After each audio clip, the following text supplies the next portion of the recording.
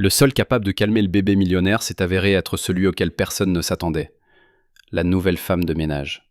Une femme discrètement engagée pour faire la lessive et le ménage au rez-de-chaussée, sans aucun lien avec la garde d'enfants. Le petit Caillot, âgé de seulement 4 mois, n'avait pas dormi depuis plus de 3 nuits. Il pleurait avec un tel désespoir qu'aucune nounou ne parvenait à le calmer. Il refusait les étreintes de sa mère et obligeait son père, Augusto Montero, l'un des entrepreneurs les plus riches de l'État, à manquer des réunions et à passer des nuits à errer dans les couloirs du manoir, désemparé. 2 infirmières privées étaient déjà passées, une doula recommandée par des célébrités, et même un pédiatre privé venu de Curitiba. Mais aucun d'eux n'avait pu calmer l'enfant plus de 3 minutes. Et puis, par hasard, alors que Nadia nettoyait les escaliers de la zone privée, elle entendit des pleurs et s'approcha lentement, sans dire un mot, observant juste de loin. La gouvernante, Hélinis, épuisée, essayait de bercer le bébé tandis qu'Augusto criait « Pour l'amour de Dieu, que quelqu'un sorte ce garçon de cet état d'agonie. J'ai tout essayé. » Hélinis regarda la jeune employée et, sans espoir, dit « Voulez-vous essayer ? Nous sommes désespérés. » Sans un mot, Nadia s'essuya les mains sur son tablier, s'approcha du berceau, prit l'enfant dans ses bras et le serra fort, appuyant sa tête sur son épaule. Le silence tomba en moins de 30 secondes. Les pleurs cessèrent comme par magie. Le bébé ferma les yeux, et le millionnaire, voyant cela, écarquilla les siens comme s'il assistait à un miracle. « Qu'avez-vous fait ? Comment est-ce possible ? » demanda-t-il. Nadia répondit simplement. « Je n'ai rien fait, monsieur. J'ai juste entendu ce dont il avait besoin. » Et de nouveau, elle commença à bercer doucement le bébé, fredonnant une vieille mélodie, presque oubliée par le temps. Un détail que personne ne remarqua immédiatement, mais qu'Augusto ressentit avec un frisson, était que cette chanson était celle que sa mère avait l'habitude de chanter quand il était enfant. Une chanson sans paroles, qui, disait-on, elle avait elle-même composée. « Où avez-vous appris cette chanson ? » demanda-t-il d'une voix tremblante. Nadia hésita. « Je ne sais pas. Depuis l'enfance, je chante pour calmer les bébés dans les orphelinats où j'ai grandi. » Augusto, perplexe, commença à regarder cette femme plus attentivement. Elle était basanée, avec des yeux foncés, âgée d'environ 30 ans, et personne dans la maison ne savait exactement d'où elle venait. Elle avait été embauchée par une entreprise de nettoyage seulement 2 jours auparavant, et maintenant elle tenait l'héritier de la famille comme si leur sang coulait dans les mêmes veines. Cette nuit-là, Marina, la femme d'Augusto, refusa de tenir leur fils, disant qu'elle était émotionnellement épuisée. Nadia resta près du berceau jusqu'à 4 heures du matin, tenant le garçon d'un bras et lisant un livre de l'autre. Le lendemain, les pleurs reprirent dès qu'elle partit déjeuner. À son retour, elle vit que la peau de Caillot était rouge et ses yeux gonflés. Augusto vit cela et cria « Que quelqu'un amène Nadia immédiatement et que personne ne le touche avant son retour !» Le silence tomba sur le manoir. La nounou en chef démissionna. Marina accusa son mari de donner trop de pouvoir à une domestique, tandis que le petit Caillot, dans les bras d'une femme qui n'aurait pas dû être là, souriait. Quelque chose en Augusto se brisa. Un sentiment que tout allait de travers le rongeait. Il ordonna une enquête sur les antécédents de la jeune fille, et la réponse fut plus étrange que prévu. Il n'y avait pas de document d'emploi valide pour Nadia, pas de contrat, pas de feuille de temps. L'agence qui l'avait supposément envoyée avait cessé ses opérations plusieurs mois auparavant. Augusto la convoqua pour une conversation. « Pouvez-vous me dire qui vous a amené ici ?» Nadia répondit simplement « Je suis venue parce que je savais que je serais utile. C'est tout. » Marina tomba en hystérie et appela un avocat. Elle voulait renvoyer Nadia immédiatement, mais l'enfant pleurait chaque fois qu'elle était éloignée. En désespoir de cause, Augusto fit l'impensable. Il confia la garde temporaire de l'enfant à Nadia. « Seulement jusqu'à ce qu'il se stabilise. Je ne veux pas que mon fils devienne fou. » Marina quitta la maison, appela son père, un politicien influent, qui exigea qu'Augusto annule immédiatement sa décision. Mais l'entrepreneur était dépassé, et quelque chose en lui avait changé. Le 4e jour, cherchant Nadia, Augusto la trouva assise sur le sol de la bibliothèque, Caillot endormi dans ses bras, avec un vieil album photo ouvert à côté d'elle. Cet album était verrouillé. « Où l'avez-vous trouvé ?» demanda-t-il. Il était sous le plancher de la chambre de Madame Marina. Peut-être que les planches ont bougé. Il s'approcha, vit une photographie. Une vieille photo de 1995 montrait sa mère avec un nouveau-né et une jeune femme à proximité. « Qui est cette fille ?»« Ma mère, » répondit Nadia. « Et ce bébé, c'est moi. » Augusto fut stupéfait. Sa mère, décédée il y a plus de 20 ans, avait passé les derniers mois de sa vie à visiter un orphelinat de filles en dehors de la capitale. Maintenant, il se souvenait. Elle avait l'habitude de dire que « cette fille à la voix douce mérite un avenir ». La voix était la même que dans la chanson. « Vous êtes la fille de la femme que ma mère a aidée. »« Je suis la fille de la femme que votre mère a promis d'adopter, mais elle est morte avant de pouvoir le faire. » Augusto sentit le sol se dérober sous ses pieds. Il ne put rien dire. Nadia continua. « Elle a laissé des lettres, des notes, et m'a appris la chanson. Je n'ai jamais oublié. » Augusto s'effondra sur le sol impuissant. Son fils s'était instinctivement lié à la seule femme de la maison qui portait des fragments de la seule personne qui lui avait donné de la sécurité dans son enfance. C'était trop de coïncidences, c'était le destin. Et juste au moment où il pensait avoir tout vu, il entendit un cri à l'entrée de la maison. « Que quelqu'un appelle la police! Elle a kidnappé mon petit-fils !» C'était la voix du père de Marina, accompagné de 2 gardes armés. Augusto bondit, le cœur serré, regarda Nadia et vit qu'elle ne montrait aucune peur.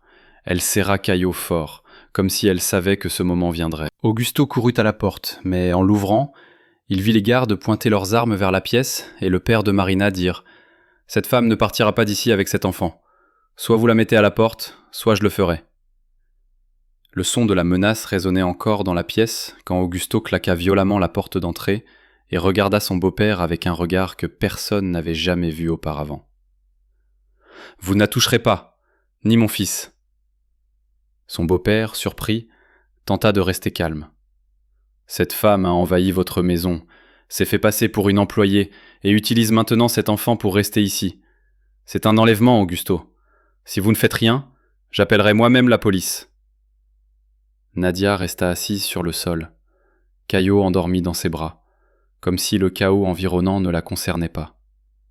Elle ne prononça pas un mot. Augusto hésita une seconde, puis répondit « Appelez, et voyons qui sera arrêté quand les gardes montreront l'enregistrement de son entrée avec un laissez-passer délivré par l'un de vos gens, parce que l'agence qu'il a envoyée était enregistrée au nom d'un homme de paille lié à votre bureau. » Les yeux de son beau-père s'écarquillèrent. « Vous m'accusez d'avoir infiltré des gens dans votre propre maison ? Je dis que quelqu'un a essayé de saboter ma maison. Et vous êtes apparu trop vite quand vous avez découvert qu'elle était avec mon fils. Trop vite pour un homme qui n'a pas rendu visite à son petit-fils depuis des semaines. » Le silence tomba instantanément. Marina apparut sur le palier supérieur, écoutant tout. « Papa, est-ce vrai ?» Son beau-père détourna de regard. « Bien sûr que non. Cet homme est fou. Il laisse une femme sans passer le manipuler. » Mais Marina ne répondit pas. Elle fixa Nadia, puis Caio, puis Augusto. Et pour la première fois, elle sembla se demander pourquoi son fils était si attaché à cette femme. Elle descendit lentement les escaliers, pieds nus sur le sol de marbre froid, s'assit sur le canapé, les mains tremblantes. « J'ai été une mère terrible. Ces derniers jours, je ne supportais pas les pleurs, je ne gérais pas la pression. Je me suis caché. » Augusto s'assit à côté d'elle. Nous n'étions pas prêts pour ça, mais Caio a choisi avec qui il veut être, et ce n'est pas une coïncidence. Nadia se leva, tenant le bébé endormi dans ses bras. « Je peux partir si vous voulez, mais le garçon le sentira. Il sait qui je suis, même sans le comprendre. » Marina regarda l'enfant et vit un visage calme et paisible, rien à voir avec le désespoir des derniers jours. « Vous êtes la fille de cette femme que ma belle-mère a visitée à l'orphelinat, n'est-ce pas ?» Nadia hocha la tête. Cette femme a dit qu'elle reviendrait un jour, mais ne l'a jamais fait. J'ai réalisé qu'elle était morte, mais quand j'ai découvert qu'elle avait une famille, j'ai décidé de chercher. Marina prit une profonde inspiration. Et maintenant, que voulez-vous ? Rien, je voulais juste savoir qui elle avait laissé derrière elle. Et quand j'ai vu ce bébé et que je l'ai senti pleurer, j'ai réalisé qu'il avait besoin de la même chanson qui m'a un jour sauvé. Augusto se leva. « Nadia, vous n'allez nulle part. Ce garçon vous fait confiance Et moi aussi. Et si nécessaire, je vous embaucherai dès maintenant, avec tous les droits, avec un historique et une protection. » Son beau-père ricana. « Vous êtes fou ? Vous allez donner votre maison à une femme qui est apparue de nulle part ? Donner du pouvoir à quelqu'un que personne ne connaît ?» Augusto s'approcha. « C'est peut-être pour ça, parce que personne ne la connaissait, parce que nous avons toujours trop fait confiance au nom de famille et trop peu à la présence. » À ce moment-là, Caio commença à se réveiller dans les bras de Nadia, ouvrit lentement les yeux, regarda son père puis sa mère et se blottit encore plus contre la femme qui le tenait. Il semblait vouloir dire avec son corps ce qu'il ne pouvait pas avec des mots. « Il ne veut pas qu'elle parte, » dit Marina, surprise. Son beau-père secoua la tête, se détourna et sortit de la maison en claquant la porte. Augusto se tourna vers la gouvernante. « Entrez son nom dans le système. Niveau d'accès maximal. À partir d'aujourd'hui, elle n'est pas seulement une employée, mais une nounou officielle. » Et, se tournant vers Nadia, il ajouta : « Vous prendrez soin de lui, mais je veux savoir qui vous êtes. Que s'est-il passé toutes ces années ? Qu'est-ce qui vous a amené ici ? Je dois comprendre. » Nadia le regarda dans les yeux. « Il y a des choses que même moi je ne comprends pas, monsieur Augusto. Mais tout a commencé par une promesse que votre mère a faite. Si vous voulez vraiment savoir, je vous le dirai, mais pas maintenant. Pourquoi ? Parce qu'il y a quelqu'un dehors qui ne s'arrêtera pas avant de me chasser d'ici. » Augusto fronça les sourcils. « Vous parlez de mon beau-père ? Non, je parle de celui qui a réellement mis mon nom dans cette agence. Il n'était qu'un visage. L'ordre venait de quelqu'un de plus haut. Si je reste ici, je devrais vous impliquer aussi. » Marina se leva.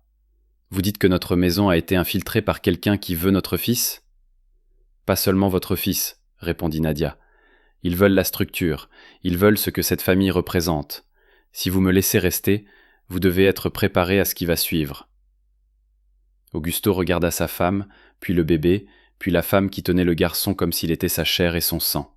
« Nous avons déjà dépassé le point de non-retour. Dites-moi tout maintenant. » Nadia, regardant par la fenêtre avec des yeux attentifs, répondit fermement. Elle s'éloigna lentement de la fenêtre, tenant toujours l'enfant dans ses bras, tandis qu'Augusto et Marina regardaient, ne sachant à quoi s'attendre. Le silence était aussi épais que l'air dans la pièce. « Vous voulez savoir la vérité ? Alors écoutez attentivement, car après que je vous l'ai dit, il n'y aura pas de retour en arrière. » Elle s'assit sur le canapé, installa Caio sur ses genoux et commença à parler avec un calme troublant. « Ma mère est décédée quand j'avais 6 ans. Ils ont dit que c'était un accident, mais je n'y crois toujours pas. Elle travaillait comme nettoyeuse dans un hôpital d'élite, et 1 semaine avant sa mort, elle a commencé à dire qu'elle avait appris des choses étranges, des dons illégaux, des échanges de bébés, et des noms qu'elle avait vus dans les journaux. Quand elle est tombée dans les escaliers et qu'ils ont dit que c'était un suicide, je savais déjà que des personnes influentes étaient impliquées. J'ai fini dans un orphelinat, loin de tout, et là j'ai rencontré votre mère, monsieur Augusto. Madame Amélia venait sans prévenir, toujours avec de la nourriture, des livres, et parfois juste de la musique. Elle me traitait comme une fille, a dit qu'elle m'adopterait, mais ensuite elle a disparu. Quelques mois plus tard, j'ai appris qu'elle était décédée. Depuis, j'ai été déplacé d'orphelinat en orphelinat jusqu'à mes 18 ans, et ils m'ont chassé sans préavis. J'ai commencé à vivre avec des connaissances, à nettoyer sans document officiel, parce que même mon numéro d'enregistrement n'était pas authentique. J'étais une ombre, monsieur Augusto, une personne que personne ne remarquerait si je mourais. Il y a 5 mois, j'ai été convoqué à une réunion dans une maison abandonnée du centre-ville. Un homme m'a remis une enveloppe avec de l'argent et m'a dit que je devais accepter un emploi au manoir, faire la lessive et suivre tous les ordres. Il a dit que ma carte avait été supprimée du système et qu'une nouvelle identité était prête. Quand j'ai demandé qui avait donné l'ordre, il a répondu « Des gens qui veulent reprendre le pouvoir, et vous les aiderez sans même le savoir. » J'ai d'abord refusé et je suis parti, mais le lendemain, ils m'ont envoyé une photo de l'orphelinat brûlé où j'ai grandi. Puis j'ai reçu une vidéo avec des menaces envers mon ami. C'est là que j'ai compris. Soit j'accepte, soit d'autres innocents souffriront. Quand je suis venu ici, je pensais que c'était juste une autre maison froide. Mais quand j'ai vu votre fils dans le berceau, me regardant avec des yeux effrayés et tremblant sans raison apparente, j'ai réalisé qu'il était comme moi, sans voix, sans défense. Et puis j'ai brisé le plan. J'ai décidé de le protéger au lieu de suivre les ordres. C'est pourquoi ils me haïssent maintenant, parce que j'ai désobéi à ceux qui voulaient utiliser cette maison pour montrer leur pouvoir. Augusto s'approcha de la porte, la verrouilla et revint avec une expression sérieuse. Vous dites qu'il existe un groupe qui utilise des employés externes pour infiltrer les manoirs d'entreprise, les maisons de la haute société. Oui, et pas toujours pour le vol, parfois juste pour observer, contrôler, puis faire chanter. Marina s'assit, déconcertée. Mon père en faisait-il partie ? Je ne sais pas, mais son nom apparaît dans les documents qui étaient dans l'enveloppe. Que m'ont-ils donné ? Nadia sortit une feuille de plastique de sa poche et la tendit à Augusto. C'était un accord de donation au nom d'une entreprise inconnue liant son beau-père à des transferts offshore et au nom de politiciens sous enquête. Ces documents étaient cachés dans le compartiment secret de l'orphelinat. Je les ai cachés quand j'ai réalisé qu'ils me cherchaient. C'est pourquoi je suis venu dans cette maison. Je voulais rendre cela au fils de la femme qui m'a promis une maison. Augusto passa une main sur son visage. Je pensais que mon principal problème était un enfant qui ne pouvait pas dormir. Et maintenant, vous me dites que ma maison a été infiltrée. Mon beau-père est impliqué dans le blanchiment d'argent. Et la seule personne digne de confiance est une femme que personne ici ne connaissait jusqu'à hier. Juste comme ça. Dehors, 2 voitures noires s'arrêtèrent aux portes.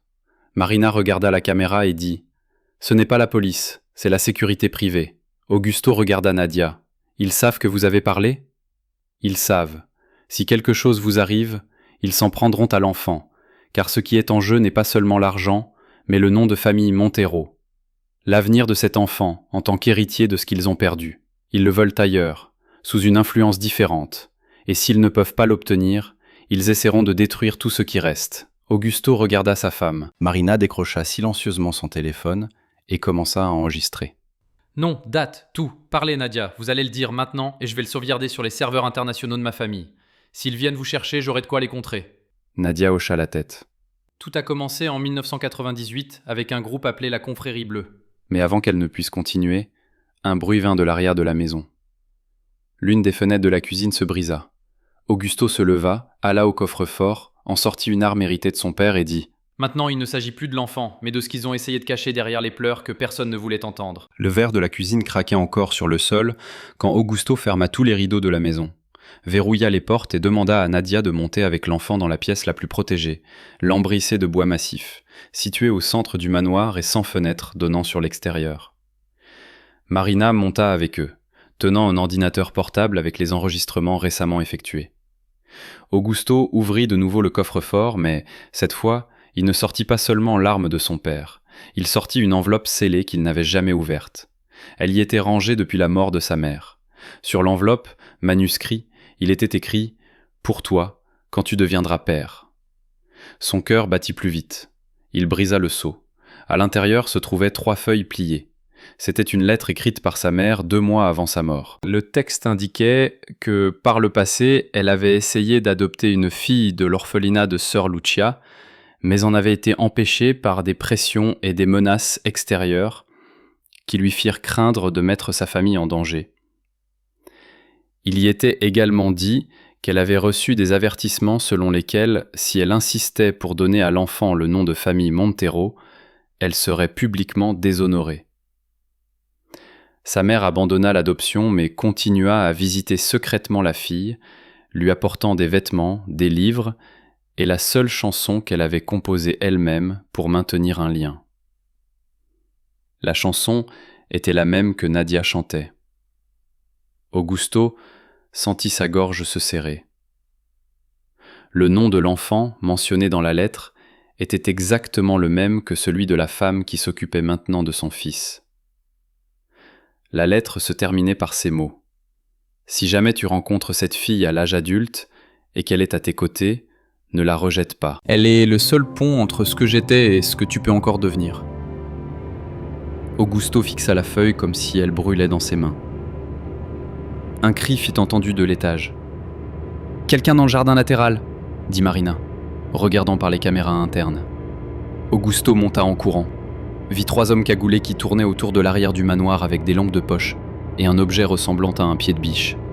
« Appelez la police maintenant !» cria-t-il. Mais Marina n'avait plus de signal téléphonique.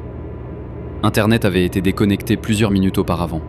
« Ils ont tout coupé » dit Nadia. « C'est une attaque coordonnée. » Augusto retourna au bureau, activa manuellement le bouton d'alarme connecté au système d'alarme. Mais rien ne se passa.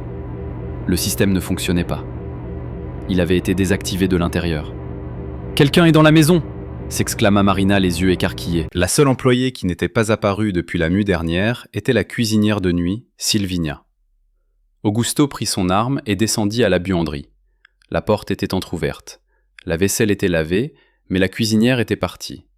L'interphone interne émit un faible bruit, comme si quelqu'un écoutait mais ne répondait pas.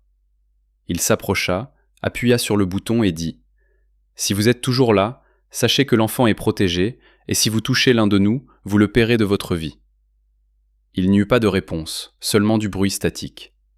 Soudain, une trappe dans l'armoire latérale s'ouvrit d'elle-même. L'un des anciens employés avait dit que ce compartiment était relié au puits abandonné du manoir, menant au jardin extérieur.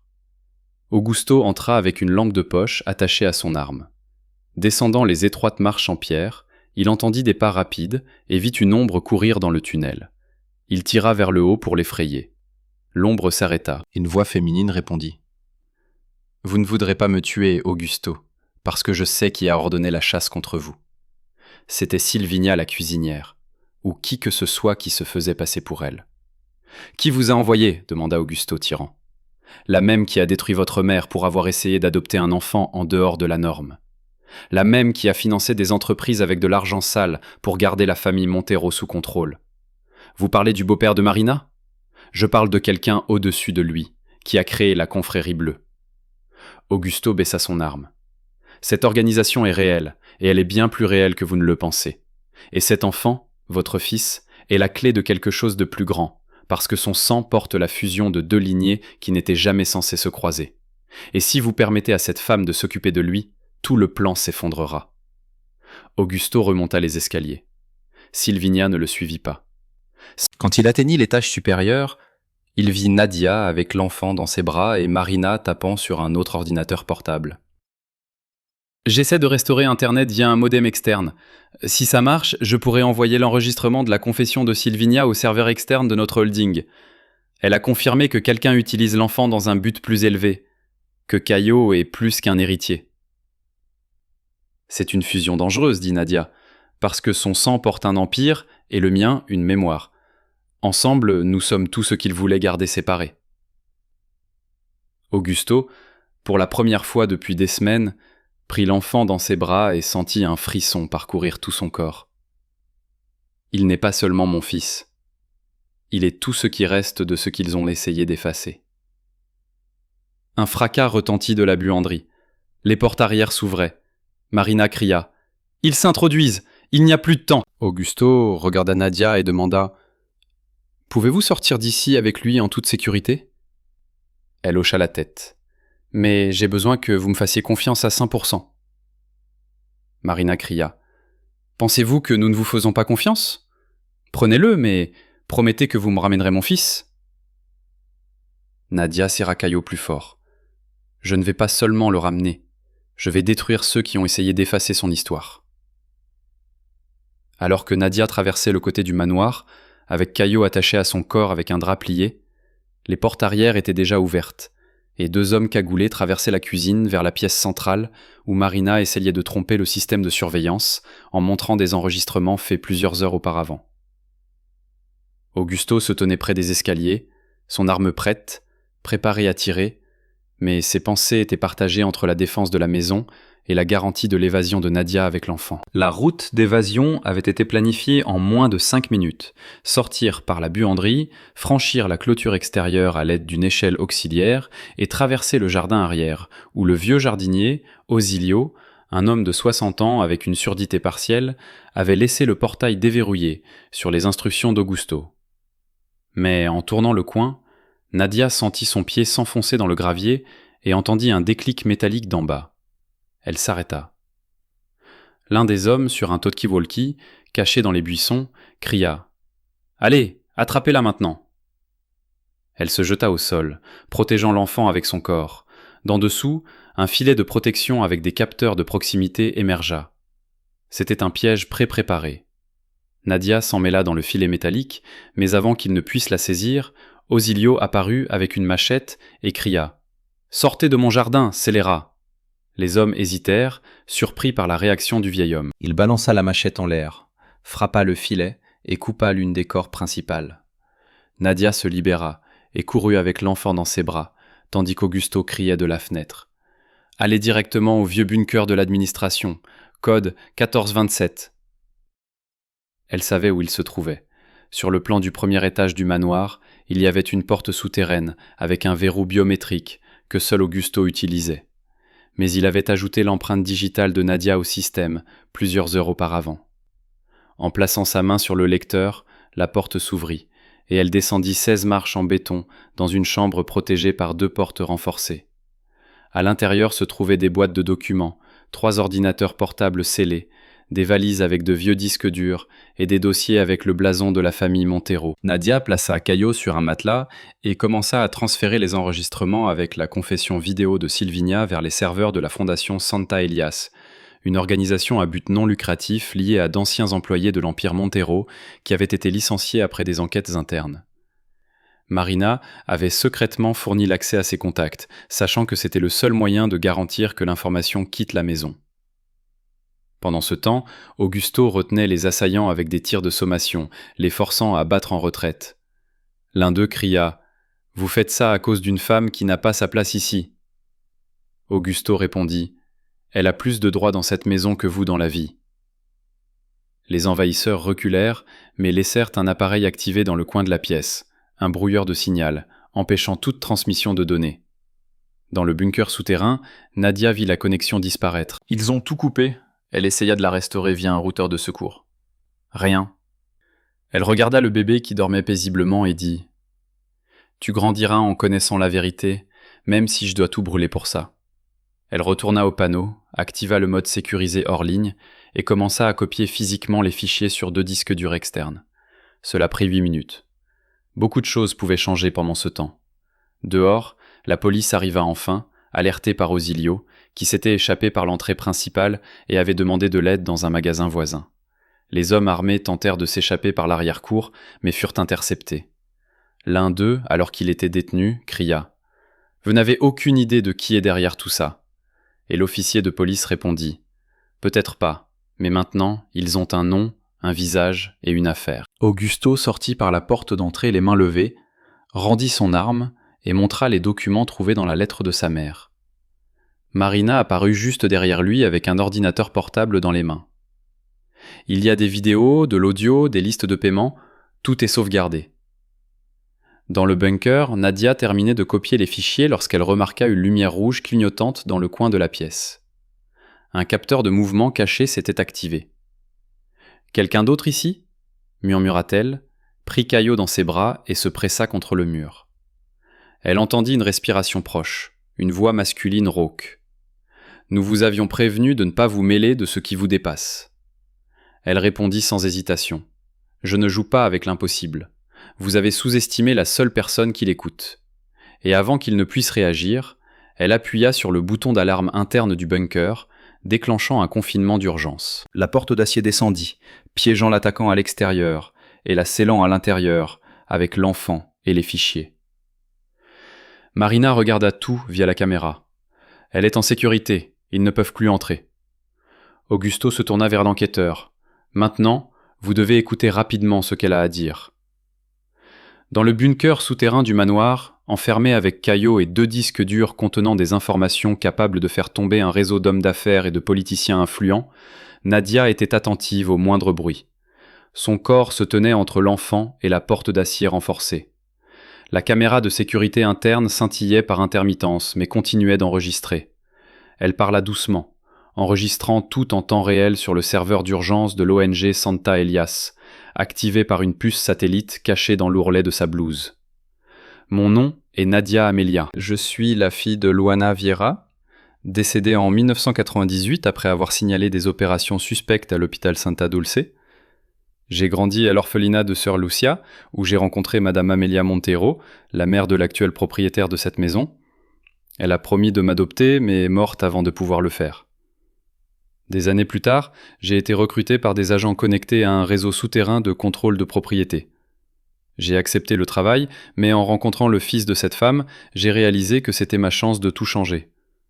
L'enfant avec moi est l'héritier direct de la famille Montero et l'objet d'intérêt au-delà du matériel.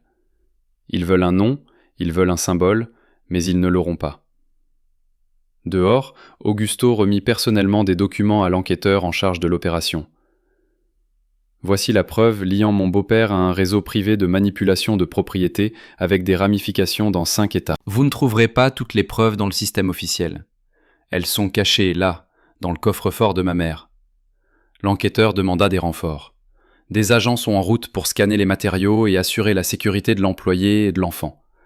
Mais, monsieur Augusto, si tout est confirmé, le nom de votre famille fera la une des journaux à travers le pays. Augusto hocha la tête. Il vaut mieux tomber pour la bonne raison que de s'élever sur le dos de quelqu'un d'autre. Marina, debout à proximité, ajouta : « Si cette histoire sort comme il se doit, d'autres familles auront le courage de raconter ce qu'elles ont, elles aussi, enduré en silence. » Pendant ce temps, dans le coffre-fort, la lumière se ralluma. Le système redémarra. Nadia entra le mot de passe pour déverrouiller le protocole externe et activa le mode d'évacuation sécurisé. Le système ouvrit un passage secret derrière l'ancienne cave à vin construit il y a des décennies comme une sortie de secours en cas d'incendie. Elle prit Caillot, attacha les disques durs à son corps avec du ruban adhésif et traversa la trappe en béton. Le passage menait à travers un couloir humide et sombre, rempli de vieilles boîtes où la mère d'Augusto avait autrefois caché des lettres et des dossiers avec des informations sur des dons illégaux et des décisions de justice non exécutées. Nadia prit Caillot dans ses bras et se dirigea vers la dernière grille, qu'Augusto avait déverrouillée quelques minutes plus tôt depuis le panneau supérieur. Quand elle émergea dans le jardin latéral, l'enquêteur, 2 agents fédéraux et Marina avec une couverture l'attendaient déjà. Nous avons réussi. Maintenant, allez à la pièce sécurisée avec les matériaux. Nadia remit les disques durs, mais continua de tenir l'enfant dans ses bras. Il ira avec moi jusqu'à ce que tout soit en sécurité. L'enquêteur ne posa pas de questions. Comme vous voulez. Dans le fourgon blindé, les agents fédéraux commencèrent à lire le contenu. Dossiers cryptés, photos, vidéos, feuilles de calcul et enregistrements de transactions illégales remontant à 1993. Le tout avec des noms, des montants, des dates et des destinataires. L'un des enquêteurs murmura : « C'est la fin de la confrérie bleue. » Marina, maintenant pieds nus et couverte de poussière de maison, s'assit sur le trottoir et rit. Peut-être que c'est le début de ce que,